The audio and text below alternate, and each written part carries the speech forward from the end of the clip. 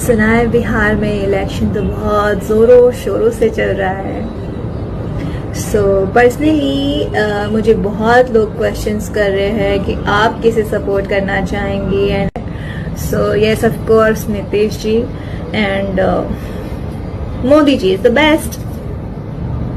कि देखो तनी कौन मोहल बिगाड़ता,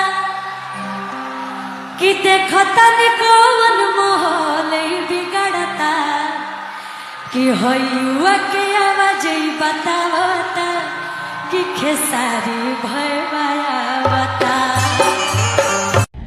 कि खेसारी जी क्यों हारे, इस पे कोई जवाब दीजिए। मैं बोलना तो नहीं चाहती हूँ, बट मैं बोल दूंगी, मुझे कोई प्रॉब्लम भी नहीं है। मुझे लगता है कि अति घमंड जब हो जाता है इंसान को कि बस मेरे आगे पीछे कुछ नहीं है और मैं ही हूँ, सो वो चीज हमेशा इंसान को खत्म करती है और वो चीज होनी नहीं चाहिए।